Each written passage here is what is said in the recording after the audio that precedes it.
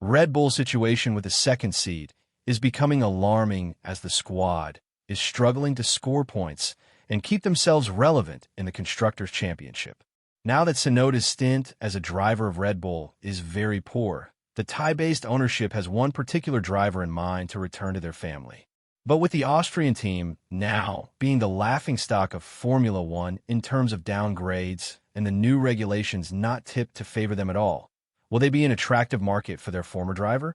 And if so, what would these respective teams look like if such a gigantic move were to happen?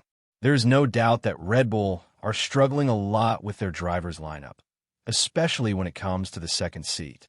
Apart from the fact that they have to think about Verstappen leaving after 2026, they have to worry about the car's development going in the wrong direction. Nothing seems to be working on the RB21. This is a worrying trend for 2026 as well, because if Red Bull are going to start the campaign with troublesome performance, which is highly likely due to the tipped engine deficiency compared to the rest of the grid, then their technical squad won't be the best one to fix these issues. And that is the first red flag a driver should have in their mind when it comes to changing teams. Is your potential next home equipped with experienced technicians to fix problems of this nature?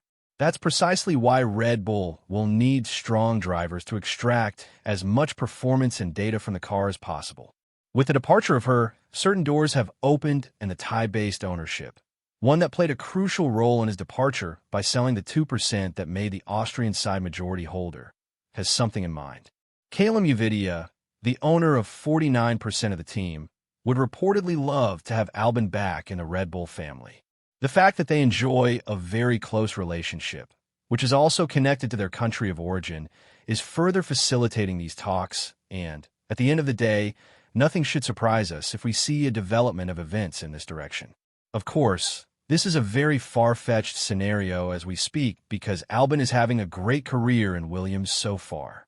He's leading them to P5 in the Constructors' Championship and setting a perfect baseline for the 2026 regulations. The Grove-based squad will use Mercedes engines, and that should give them a big advantage as they'll look to finish on the podium much more frequently. But then again, we're talking about Red Bull. The Austrian team could turn to a rebuilding project if their powertrains fail to deliver the expectations. But at the end of the day, we've seen them rise from a lot worse situations, such as the one with the Renault engines back in 2014. It's not like Albon owes something to Red Bull, but they did bring him to the sport thanks to their academy. He raced for Toro Rosso back in 2019, and after just 13 races, he was promoted to Red Bull as a replacement for Pierre Gasly. Certain circumstances made his stay in the team a bit questionable because he failed to score podiums and keep up with Verstappen. So in 2021, Red Bull decided to replace him with a more experienced driver, Sergio Perez. At the beginning, this seemed like the perfect choice because Perez had shown incredible performance with strong defensive drives like the ones in Turkey and Abu Dhabi. But as time passed by, we've seen what type of talent Albon had hidden in himself all this time. And that's precisely why Shalom wants to have Albon on his team. This time, however, it's going to be a bit more difficult because he is not the one owning 51% of the team like he did back when the Horner saga was ravaging the internal circles of Red Bull. The former team principal had the utmost support from Shalom, and that's probably why he kept his job alive for so long. But with the tide changing now, will Albon actually make a lot of sense for Red Bull? I think that if this move were to happen, the Austrian team would be at a huge advantage.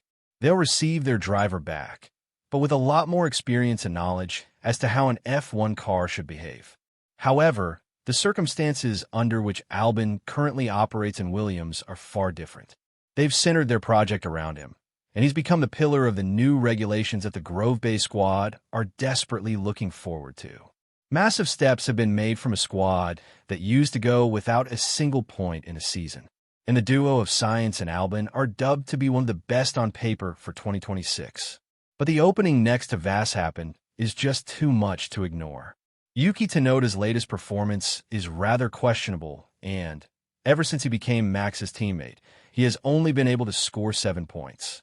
For comparison, Hajar scored 22 points and Lawson has 20. So, it goes to show that maybe the car is the problem. If that is the case, Albon will definitely think twice before going back to a dysfunctional team, one that ditched him back at the end of 2020 and left him seatless for 2021. Of course, her was still the team principal back then, and now with him out of the picture, the nature of the agreement could be a lot more different. But at the end of the day, I highly doubt that Albon would have any logical reason to think about departing Williams and joining Red Bull, judging by the current development of events, both for 2025 and 2026. The big question mark here are the new regulations. Literally no team on the grid has any idea as to how their cars would perform. With so many changes and so much innovation, it could go either way. But with Mercedes and Ferrari dubbed to have an upper hand due to their engine supremacy, Williams could be a strong contender.